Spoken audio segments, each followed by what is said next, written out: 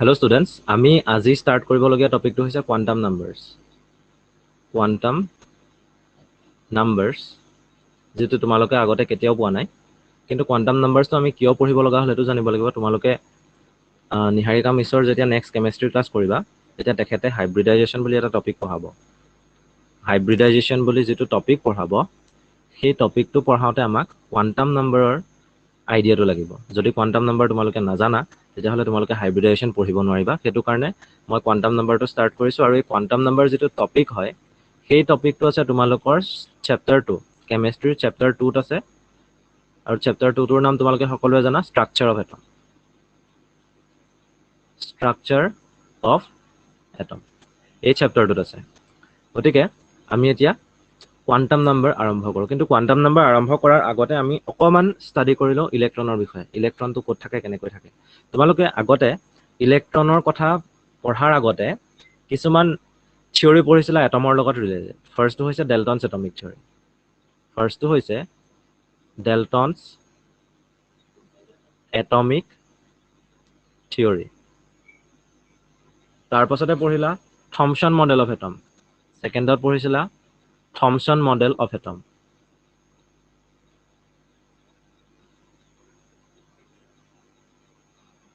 আৰু পঢ়িছিলা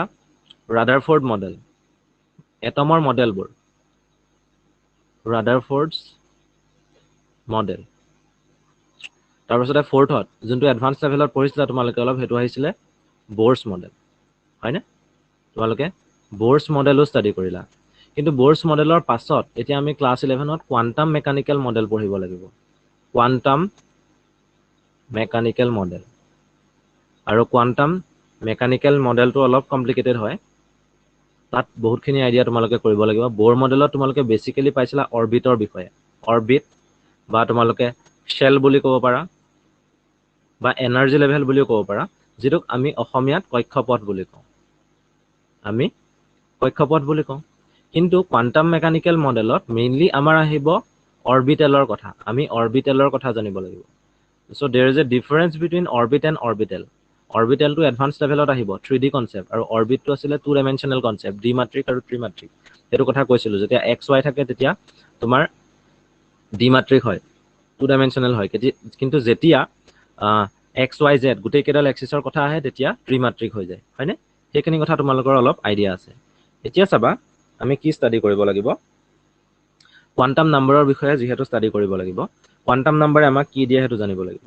কিন্তু আমি এটা কথা তাৰ আগতে জানাটো দৰকাৰ যে we cannot determine the exact location of electrons in atoms মানে ইলেক্ট্ৰনৰ exact location আমি উলিয়াব নোৱাৰো এটা এটম আছে ধৰিলোৱা এই এটমটোৰ ভিতৰত কোনোবা এটা ঠাইত ইলেক্ট্ৰন আছে সেই ইলেক্ট্ৰনটোৰ exact location উলিয়াব নোৱাৰো কাৰণ ইলেক্ট্ৰনটো মাইক্ৰোস্কোপিক হয় আৰু মাইক্ৰোস্কোপিক পাৰ্টিকলবোৰ কন্টিনিউয়াছলি মুভ কৰি থাকে ইলেক্ট্ৰনটো কন্টিনিউয়াছলি মুভ কৰি থাকে গতিকে it is not possible to determine the exact location of electron ইলেক্ট্ৰনৰ exact locationটো আমি উলিয়াব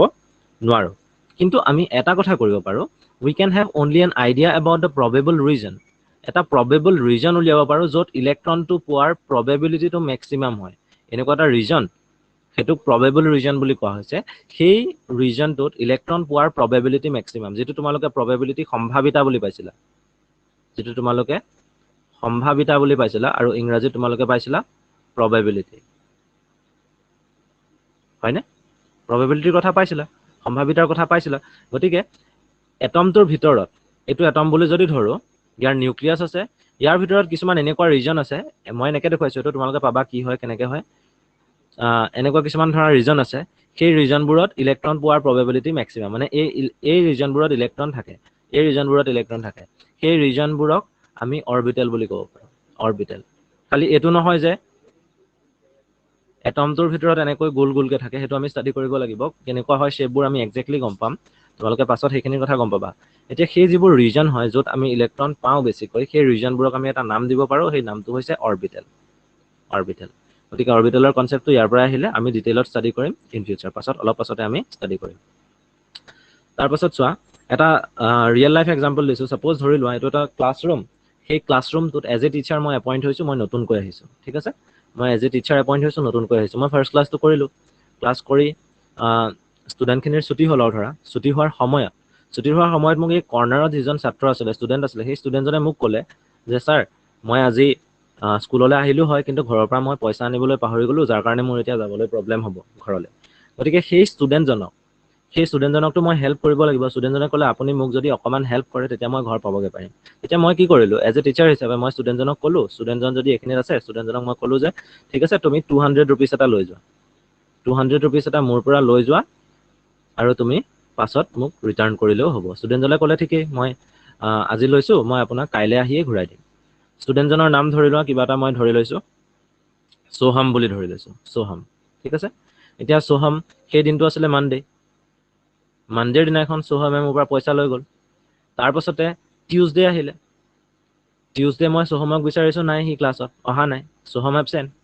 তাৰপাছতে ৱেডনেছডে আহিলে, সোহম এবচেণ্ট। থাৰ্ছডে আহিলে, এবচেণ্ট। তাৰপাছতে ফ্ৰাইডে আহিলে, সোহম এবচেণ্ট। তেনেকৈ গোটেই উইকটো গ'ল। লাষ্টত মানডে আহিলে, মানডেও নাই, মানডেও সোহম নায়েই, মানে সেই গোটেই উইকটোৱে নাই। মই ভাবিলোঁ কি হ'ল বোলো, মই পইচাটো নাপামেই নেকি? মোৰ সেইটো চিন্তা আহিছে মোৰ মনত, যে মই পামনে নে নাপাম।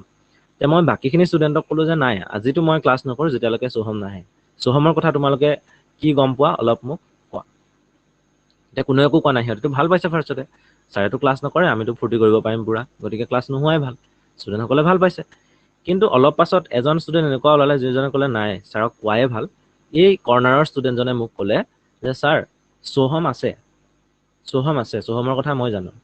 মই ভাবিলোঁ বহুত ভাল কথা, সোহম ক'ত আছে? তেতিয়া এই ষ্টুডেণ্টজনে মোক ক'লে যে সোহম পৃথিৱীতে আছে,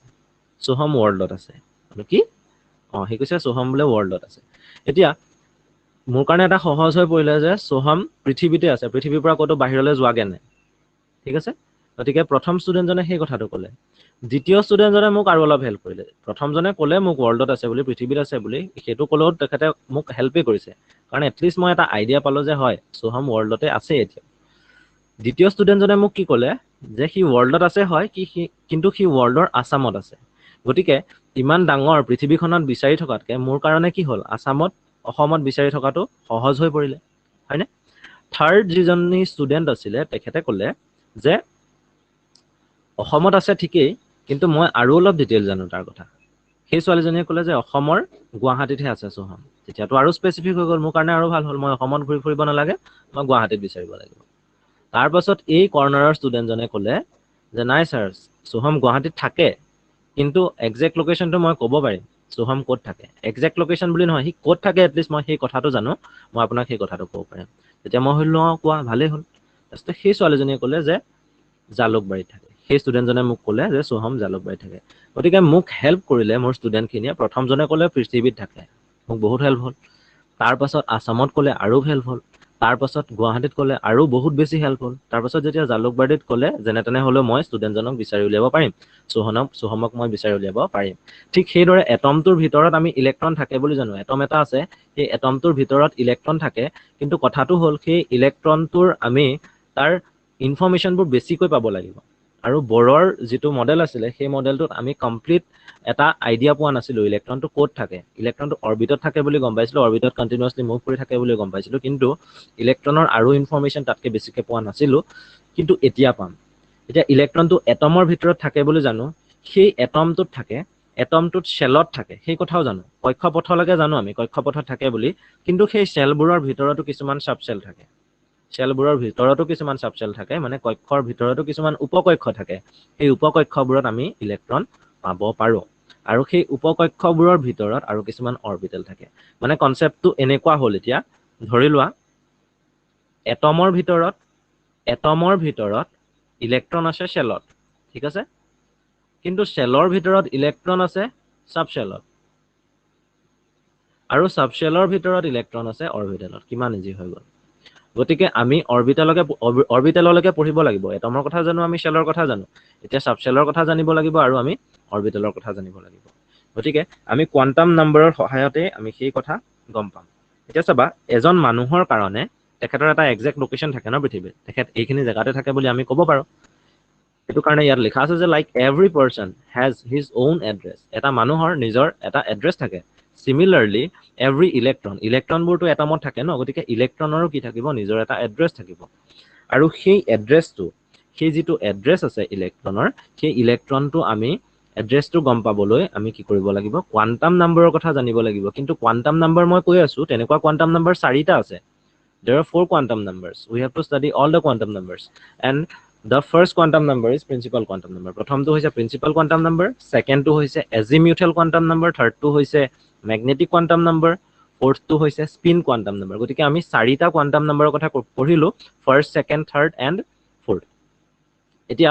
এইকেইটাৰ নামটো এটলিষ্ট আমি গম পাইছো ইহঁতৰ ডিটেইল আমি এতিয়ালৈকে ষ্টাডি কৰা নাই কিন্তু এটা কথা জানা তোমালোকে যে principal quantum number azimuthal quantum number আৰু ম্যাগনেটিক কোৱান্টাম নাম্বাৰ যি ফাৰ্স্ট তিনিটা কোৱান্টাম নাম্বাৰ আছে সেই তিনিটা কোৱান্টাম নাম্বাৰ এটা থিওৰিৰ পৰা আহিছে বা এটা ইকুৱেচনৰ পৰা আহিছে সেই ইকুৱেচনটো হৈছে স্ক্ৰডিঞ্জাৰ ৱেভ ইকুৱেচন স্ক্ৰডিঞ্জাৰ ৱেভ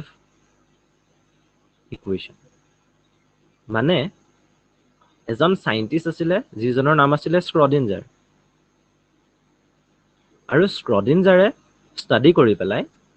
এটমৰ লগত ৰিলেটেড এটা ইকুৱেচন দিছিলে সেই ইকুৱেচনটো হৈছে স্ক্ৰডিঞ্জাৰ ৱেভ ইকুৱেচন আৰু স্ক্ৰডিঞ্জাৰ ৱেভ ইকুৱেচনটো যেতিয়া আমি সলভ কৰিলো তেতিয়া আমি কি পালো এই কোৱান্টাম নাম্বাৰ কেইটাৰ কথা পালো মানে সলিউশন যেতিয়া উলিয়ালো স্ক্ৰডিঞ্জাৰ ৱেভ ইকুৱেচনৰ যেহেতু ইকুৱেচনবোৰ আমি সলিউশন উলিয়াব পাৰো ন এটা ইকুৱেচন আছে সেই ইকুৱেচনটোৰ আমি সলিউশন উলিয়াব পাৰো গতিকে সেই সলিউশন যে উলিয়ালে স্ক্ৰডিঞ্জাৰ ৱেভ ইকুৱেচনৰ সেই ইকুৱেচনটোৰ সলিউশন হিচাপে আমি তিনিটা কোৱান্টাম নাম্বাৰ পালো principal quantum number azimuthal quantum number আৰু ম্যাগনেটিক কোৱান্টাম নাম্বাৰ কিন্তু তাৰ পাছতহে আহিছে spin quantum number spin quantum নাম্বাৰটো ওলাইছে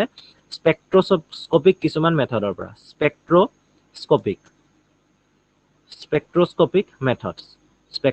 মেথডছ এপ্লাই কৰি আমি কি কৰিব পাৰো স্পিন কোৱান্টাম নাম্বাৰটো উলিয়াব পাৰো মানে উলিয়াইছিলে একচুয়ালি স্পিন কোৱান্টাম নাম্বাৰটো উলিয়াইছিলে ইউজিং স্পেক্ট্ৰোস্কোপিক মেথডছ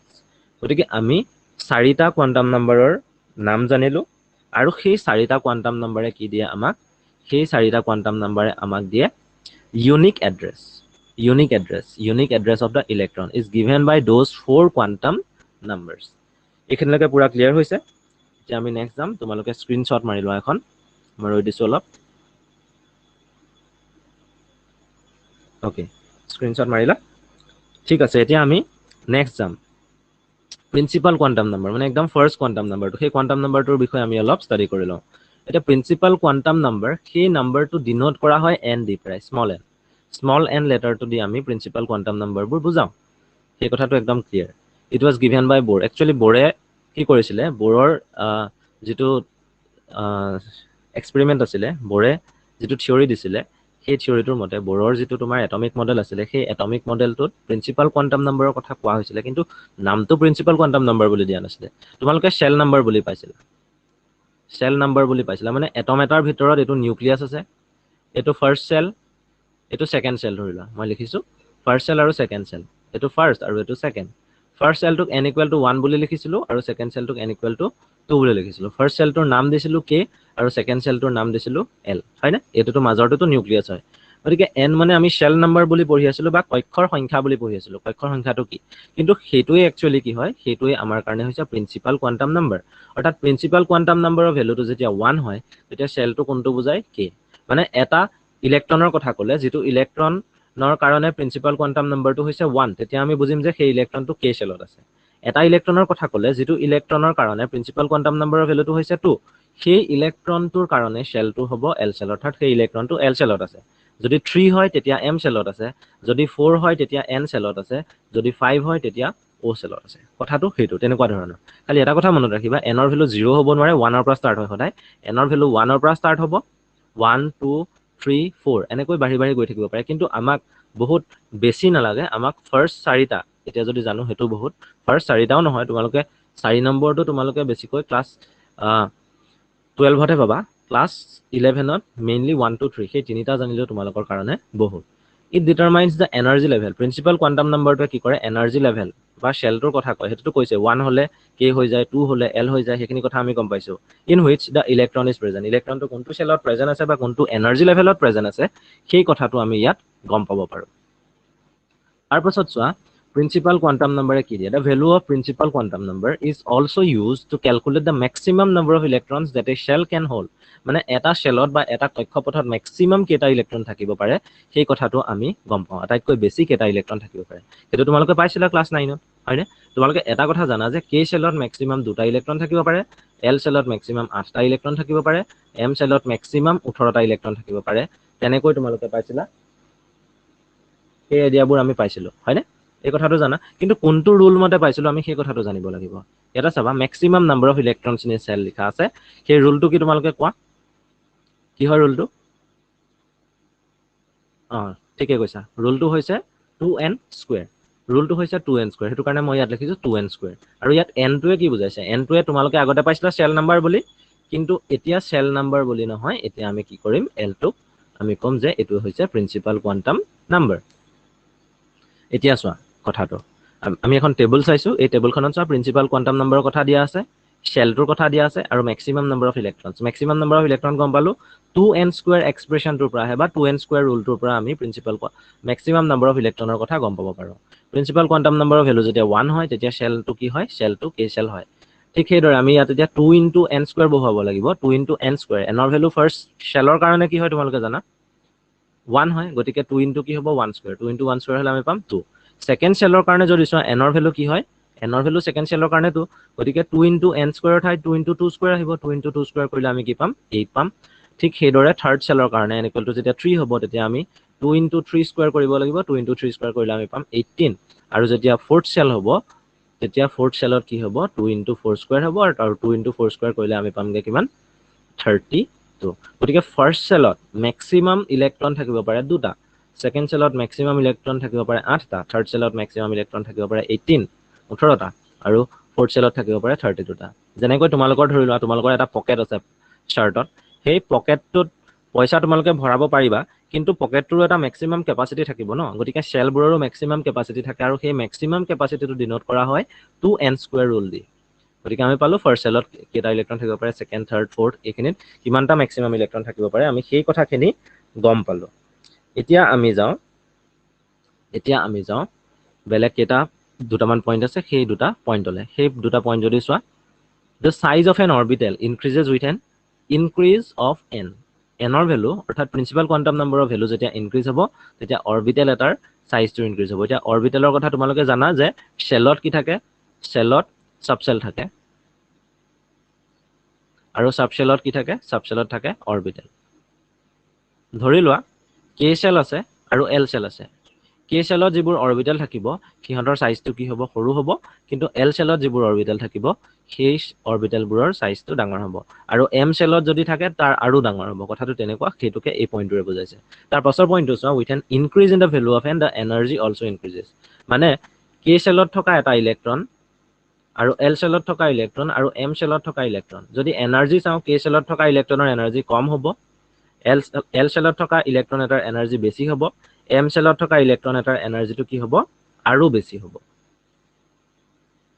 এতিয়া আমি যাও এজিমুথাল কোয়ান্টাম নাম্বাৰ বা সেকেন্ডাৰী কোয়ান্টাম নাম্বাৰ বা এঙ্গুলাৰ মোমেন্টাম কোয়ান্টাম নাম্বাৰ বা সাবসিডিয়াৰী কোয়ান্টাম নাম্বাৰ গতিকে নাম চাৰিটা আছে এই চাৰিটা নাম দি বুজাব পাৰে কিন্তু মিনিং এটাই হয়তো এজিমুথাল বুলি ক'ব পাৰে কেতিয়াবা তোমালোকক নহলে কেতিয়াবা সেকেন্ডাৰী ক'ব পাৰে নহলে এঙ্গুলাৰ মোমেন্টাম ক'ব পাৰে নহলে সাবসিডিয়াৰী কোয়ান্টাম নাম্বাৰ ক'ব পাৰে আৰু হেতুক স্মল l লেটাৰ দি বুজোৱা হয় স্মল l ইয়াত চোৱা it determines the angular momentum first পইণ্টটো হৈছে it determines the angular momentum যে তোমালোকে angular momentumৰ কথা আগতে পোৱা নাছিলা তোমালোকে পাইছিলা momentumৰ কথা momentum পাইছিলা momentumটোক অসমীয়াত আমি কওঁ ভৰবেগ বুলি ভৰবেগ কিন্তু আমি ভৰবেগ পাইছিলো ৰৈখিক ভৰবেগ বা লিনিয়াৰ মোমেন্টাম আমি এঙ্গুলাৰ মোমেন্টামৰ কথা পোৱা নাছিলো কিন্তু ক্লাস 11 ত তোমালোকে এঙ্গুলাৰ মোমেন্টামৰ কথা পাবা এতিয়ালৈকে পোৱা নাই যদিও পাবা গতিকে এঙ্গুলাৰ মোমেন্টামৰ কথা মই বিশেষ ইয়াত কৈ নাথাকো আমি যাও নেক্সট পইণ্টলৈ n denoted by l হেতুটো গম পালাই তাৰ পাছত আমি চাও the value of l range from 0 to n - 1 0 পৰা n - 1 লৈকে l ৰ ভ্যালুটো যাব পাৰে মানে এঙ্গুলাৰ মোমেন্টামৰ এজিমুথাল কোয়ান্টাম নাম্বাৰৰ ভ্যালুটো অৰ্থাৎ l ৰ ভ্যালুটো 0 ৰ পৰা n - 1 লৈকে যাব পাৰে হেতু আমি যেতিয়া নেক্সট স্লাইডখন কৰিম তেতিয়া আমি ডিটেইলত বুজি পাই যাম কেনেকৈ কি হয় the value of l gives the subshell to which the electron belongs and the shape of the orbital গতিকে l ৰ ভ্যালুটোৱে কি দিয়ে সাবশেলৰ কথা দিয়ে কোনটো সাবশেলত থাকে আৰু লগতে কি দিয়ে shape of the orbital অৰবিটেলটোৰ তাত থকা অৰবিটেলটোৰ মানে সেই সাবশেলটোত থকা অৰবিটেলবোৰৰ শেপটো কেনেকুৱা আমি সেই কথাটো গম পাই যাও এতিয়া চাবা তোমালোকে আমি যেটো প্ৰিন্সিপাল কোয়ান্টাম নাম্বাৰ পঢ়িছিলো প্ৰিন্সিপাল কোয়ান্টাম নাম্বাৰে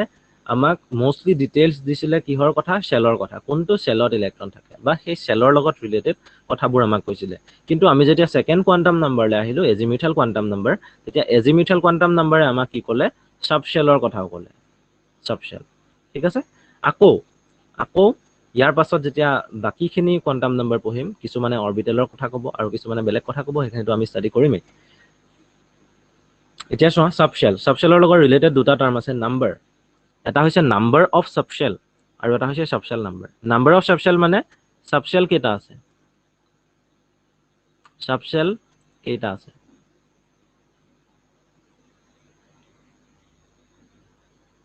সাব সেলৰ সংখ্যা কিমান আৰু ইটো হৈছে সাব সেল নাম্বাৰ মানে সাব সেলটোৰ নাম্বাৰটো কি প্ৰত্যেকটো সাব সেলৰ কাৰণে এটা নাম্বাৰ থাকে সাব সেল নাম্বাৰ কি এইটোৱে বুজাইছে নাম্বাৰ অফ সাব সেলটোৱে সাব সেল কেইটা আছে আৰু সাব সেল নাম্বাৰটোৱে বুজাইছে সাব সেল নাম্বাৰটো কি হয় গতিকে ইয়াত চোৱা এতিয়া টেবুলখনত সকলোখিনি ক্লিয়াৰ হৈ যাব ফাৰ্ষ্ট কলম দুটা চোৱা ফাৰ্ষ্ট কলমটো হৈছে সেল নেম আৰু সেকেন্ড কলমটো হৈছে প্ৰিন্সিপাল কোয়ান্টাম নাম্বাৰ সেল নেমটো কে সেল জানাই প্ৰিন্সিপাল কোয়ান্টাম নাম্বাৰ যেতিয়া 1 হয় তেতিয়া সেল নেমটো কে হয় সেল নেমটো এল হয় যেতিয়া প্ৰিন্সিপাল কোয়ান্টাম নাম্বাৰ 2 হয় এম হয় যেতিয়া প্ৰিন্সিপাল কোয়ান্টাম নাম্বাৰ 3 হয় এন হয় যেতিয়া প্ৰিন্সিপাল কোয়ান্টাম নাম্বাৰ 4 হয় এইখিনিলৈকে তোমালোকৰ পুৰা ক্লিয়াৰ আছে কোনো ডাউট নাই এইখিনিত মই হেতু কথা গম পাওঁ এতিয়া এজিমিউথাল কোয়ান্টাম নাম্বাৰৰ ভ্যালুটো মই কৈছিলো যে 0 ৰ পৰা 0 1 2 এনেকে আহিব পাৰে কিহলৈকে ম্যাক্সিমাম n-1 লৈকে আহিব পাৰে যে ফাৰ্ষ্ট সেলৰ কাৰণে চাবা দেই ফাৰ্ষ্ট সেলৰ কাৰণে চাবা n ৰ ভ্যালুটো 1 হয় n ৰ ভ্যালু 1 হয় গতিকে এজিমিউথাল কোয়ান্টাম নাম্বাৰৰ ভ্যালুটো আহিব 0 ৰ পৰা আহিব 1-1 লৈকে কিন্তু 1-1 মানে আমি 0 বুলি জানো 0 ৰ পৰা 0 লৈকে আহিব মানে ইয়াৰ একো মিনিং নাই এটোৱে বুজাইছে যে ইয়াত এজিমিউথাল কোয়ান্টাম নাম্বাৰৰ ভ্যালু অকল 0 হ'ব পাৰে হেতু কাৰণে আমি ইয়াত এজিমিউথাল কোয়ান্টাম নাম্বাৰৰ ভ্যালুটো কি লিখিলো 0 লিখিলো কিন্তু যেতিয়া প্ৰিন্সিপাল কোয়ান্টাম নাম্বাৰ 2 হৈছে এটো চোৱা প্ৰিন্সিপাল কোয়ান্টাম নাম্বাৰ যেতিয়া 2 হৈছে তেতিয়া এজিমিউথাল কোয়ান্টাম নাম্বাৰৰ ভ্যালু 0 ৰ পৰা কলৈকে যাব n-1 আৰু ইয়াত n ৰ ভ্যালু যেহেতু 2 হয় আমি লিখিব লাগিব 2-1 লৈকে গৈছে 0 ৰ পৰা 2-1 লৈকে গৈছে গতিকে 0 ৰ পৰা 2-1 লৈকে যোৱা মানে 0 ৰ পৰা 1 লৈকে গৈছে 2-1 মানে হৈছে 1 থাৰ্ডটোত চাবা আৰু ক্লিয়াৰ হ'ব এজিমিউথাল কোয়ান্টাম নাম্বাৰৰ ভ্যালু 0 ৰ পৰা n-1 লৈকে যাব n ৰ ভ্যালু 3 হয় গতিকে 3-1 লৈকে যাব 0, ... 3 মাজত কিবা কিবি আহিব এতিয়া চাবা 0 আহিলে 3-1 মানে 2 গম পোৱা গতিকে 0 আৰু 2 ৰ মাজত এটা হোল নাম্বাৰ আছে হেতু হৈছে 1 আমি হোল নাম্বাৰ হে পাম ইয়াত দেই ইয়াত হোল নাম্বাৰ পাম গতিকে 0 আহিব 1 আহিব 2 আহিব ইয়াৰ 0 আৰু 2 ৰ মাজত বহুত নাম্বাৰ আছে কিন্তু হোল নাম্বাৰ এটাই আছে হেতু হৈছে 1 আৰু ফৰ্থটোত যদি চোৱা প্ৰিন্সিপাল কোয়ান্টাম নাম্বাৰৰ ভ্যালু যদি 4 হয় তেতিয়া হলে ভ্যালু কি হ'ব 0 ৰ পৰা 4-1 লৈকে আহিব 0 ৰ পৰা 4-1 মানে কিমান 0 এটো হৈছে 3 4-1 মানে 3 গতিকে 0 1 2 and 3 হেতু কাৰণে আমি 0 লিখিছো 1 লিখিছো 2 লিখিছো আৰু 3 লিখিছো খালি ইয়াতে সাবশেলৰ নামটো লিখা হৈছে মানে সাবশেলৰ নাম্বাৰটো থাকে আৰু সাবশেলৰ নামও থাকে যেনেকৈ ইয়াত যদি চোৱা সেলৰ নাম্বাৰ আছে সেলৰ নাম আছে সেলৰ নাম্বাৰ 2 আছে সেলৰ নামটো L হয় সেলৰ নাম্বাৰ 3 আছে সেলৰ নামটো হৈছে M গতিকে সেলৰ নাম্বাৰ থাকে আৰু নামও থাকে ঠিক সেইদৰে সাবশেলৰো নাম্বাৰ থাকিব আৰু নাম থাকিব এতিয়া সাবশেলৰ নাম্বাৰবোৰ গম পাইছো 0 হ'ব পাৰে 1 হ'ব পাৰে 2 হ'ব পাৰে 3 হ'ব পাৰে তেনেকুৱা ধৰণৰ হ'ব পাৰে খালি এটা কথা আমি মনত ৰাখিব লাগিব যে সাবশেলৰ নাম্বাৰটো যদি 0 হয় তেতিয়া সেই সাবশেলটোক আমি S সাবশেল বুলি কওঁ S যদি সাবশেলৰ নাম্বাৰটো 1 হয় তেতিয়া আমি তাক P সাবশেল বুলি কওঁ সাবশেলৰ নাম্বাৰ 2 হলে মই D সাবশেল বুলি কওঁ সাবশেলৰ নাম্বাৰ যেতিয়া 3 হ'ব তেতিয়া আমি F সাবশেল বুলি কওঁ গতিকে প্ৰত্যেকটো সাবশেলৰে নাম আছে 0 হলে এজিমিউথাল কোয়ান্টাম নাম্বাৰৰ ভ্যালু 0 তেতিয়া সাবশেলটো S এজিমিউথাল কোয়ান্টাম নাম্বাৰৰ ভ্যালু 1 সাবশেলটো P এজিমিউথাল কোয়ান্টাম নাম্বাৰৰ ভ্যালু 2 সাবশেলটো D এজিমিউথাল কোয়ান্টাম নাম্বাৰৰ ভ্যালু 3 সাবশেলটো হৈছে F হেতু কাৰণে যত আমি 0 লিখিছো তাত আমি S লিখিছো যত 0 আছে S 1 থাকিলে আমি P লিখিছো 0 থাকোতে S আছে 1 থাকোতে P আছে 2 থাকোতে D আছে 0 থাকোতে S আছে 1 থাকোতে P আছে 2 থাকোতে D আছে আৰু 3 থাকোতে কি আহিলে F আহিলে মানে ইয়াত গম পালো যে সাবশেল 4টা ইয়াত গম পালো সাবশেল 3টা ইয়াত গম পালো সাবশেল 2টা আৰু ইয়াত গম পালো সাবশেল এটা ফাৰ্স্ট সেলত সাবশেল এটা সেকেন্ড সেলত সাবশেল 2টা থাৰ্ড সেলত সাবশেল 3টা আৰু ফৰ্থ সেলত সাবশেল 4টা মানে ফিফথ সেলত সাবশেল 5টা থাকিব তেনেকুৱা হ'ব কথাটো সেলৰ নাম্বাৰৰ লগত সাবশেলৰ নাম্বাৰ ডাইৰেক্টলি ৰিলেটেড আছে সেল নাম্বাৰ যোনটো হ'ব সাবশেল সিমানখিনিয়ে থাকিব অৰ্থাৎ চেল নাম্বাৰ 1 গতিকে তাত এটা সাবশেল আছে চেল নাম্বাৰ 2 তাত সাবশেল দুটা আছে তেনেকৈ আমি যাব লাগিব এতিয়া চোৱা এজিমুথেল কোৱান্টাম নাম্বাৰ আৰু কি কি দিয়া each cell consists of one or more subshell depending upon the value of n গম পালো আমি k চেলত এটা সাবশেল থাকে কিন্তু l চেলত সাবশেল কেইটা থাকে দুটা থাকে এটা হৈছে s আৰু আনটো হৈছে p m লৈ যেতিয়া যাম তেতিয়া সাবশেল তিনিটা আহি যাব s p d তেনেকৈ কথাবোৰ হ'ব হেতু ইয়াত বুজোৱা হৈছে each subshell is assigned an azimuthal quantum number l প্ৰত্যেকটো সাবশেলক এটা azimuthal quantum number বুজায় যেতিয়া azimuthal quantum number ভ্যালুটো 0 হয় তেতিয়া সাবশেল নামটো কি হয় s হয় যেতিয়া 1 হয় তেতিয়া p হয় 2 হলে d হয় 3 হলে f হয় 4 হলে g হ'ব এনেকৈ আহি থাকিব কিন্তু এই পাছৰবোৰ ইমান নালাগে f g তোমালোকক এতিয়া বৰ্তমান নালাগে তোমালোকে s p d পঢ়িলেও যথেষ্ট খালি এটা কথা মনত ৰাখিব লাগিব আমি s p d f সেই যিকেইটা লেটাৰ আহিলে সেই লেটাৰ কেইটা ক'ৰ পৰা আহিছে আৰু লেটাৰ কেইটা যদি চোৱা গোটেই কেইটা মই স্মল লিখিছো S P D F গতিকে তোমালোকে যদি ক্যাপিটেল S লিখা ক্যাপিটেল S সাবশেল লিখা তেতিয়া কিন্তু ভুল হয় এটো সব কিতাপতে যদি চোৱা ক্যাপিটেল S সাবশেল নাই স্মল s এনেকে আছে গতিকে সদায় সাবশেলবোৰৰ নামটো স্মল লেটাৰ দি বুজাব লাগিব এতিয়া শাৰ্প ওয়াৰ্ডটোৰ পৰা s আহিছে প্ৰিন্সিপাল ওয়াৰ্ডটোৰ পৰা p আহিছে ডিফিউজ ওয়াৰ্ডটোৰ পৰা d আহিছে আৰু ফান্ডামেন্টাল ওয়াৰ্ডটোৰ পৰা f আহিছে এখিনি ডিটেইল জানিব নালাগে কেনেকৈ আহিলে খালি তোমালোকে জানিব লাগিব যে কোৰ পৰা আহিলে s টো কোৰ পৰা আহিলে শাৰ্পৰ পৰা তোমালোকে খুদিব পাৰে p টো কোৰ পৰা আহিলে প্ৰিন্সিপাল তোমালোকে এতিয়া জানা যে তোমালোকে এটমৰ ভিতৰত তোমালোকে p সাবশেল পোৱা d সাবশেল পোৱা f সাবশেল পোৱা গতিকে p সাবশেলটো কোৰ পৰা আহিলে তেতিয়া তোমালোকে ক'ব লাগিব যে p সাবশেলটো প্ৰিন্সিপাল ওয়াৰ্ডটোৰ পৰা আহিছে d যেটো নাম আহিলে d যেটো লেটাৰ আহিলে সেই d টো আহিছে ডিফিউজ ওয়াৰ্ডটোৰ পৰা আৰু f যেটো লেটাৰ আহিলে সেই লেটাৰটো আহিছে বা f সাবশেল যেটো আহিছে হেতু আহিছে ফান্ডামেন্টাল ওয়াৰ্ডটোৰ পৰা গতিকে আমি এইখিনি লৈকে ষ্টাডি কৰিলো এতিয়া আমাৰ বিশেষকৈ দুটা কোৱান্টাম নাম্বাৰৰ কথা হ'ল প্ৰথমটো হৈছে প্ৰিন্সিপাল কোৱান্টাম নাম্বাৰ আৰু দ্বিতীয়টো হৈছে এজিমুথেল কোৱান্টাম নাম্বাৰ এই দুইটা আমাৰ অলমোস্ট হৈ গ'ল আৰু অকমান ডিটেইলছ ষ্টাডি কৰিম বাৰু এজিমুথেল কোৱান্টাম নাম্বাৰৰ কথা আজি নকৰো এইটো ভিডিঅ'ত নকৰো আমি নেক্সট ভিডিঅ'ত কৰিম প্ৰিন্সিপাল কোৱান্টাম নাম্বাৰক কিহেৰে বুজায় বুলি গম পালো এনেৰে বুজায় এজিমুথেল কোৱান্টাম নাম্বাৰক কিহেৰে বুজায় বুলি গম পালো এলেৰে বুজায় প্ৰিন্সিপাল কোৱান্টাম নাম্বাৰে কাৰ কথা দিয়ে আমাক দিয়ে শেলৰ কথা আৰু এজিমুথেল কোৱান্টাম নাম্বাৰে কাৰ কথা দিয়ে আমাক দিয়ে সাবশেলৰ কথা কথাবোৰ এনেকুৱা ধৰণৰ কিন্তু এজিমুথেল কোৱান্টাম নাম্বাৰৰ লগত ৰিলেটেড আৰু কিছুমান টপিক পঢ়িম সৰু এই টপিকখিনি পঢ়িলে তোমালোকৰ একদম ক্ৰিস্টেল ক্লিয়াৰ হৈ যাব গতিকে আজি ইমানতে থাকক তোমালোকে ভালকৈ পঢ়া আৰু কিবা যদি ডাউট আছে তোমালোকে ভিডিঅ'ৰ কমেন্টত জনাব পাৰিবা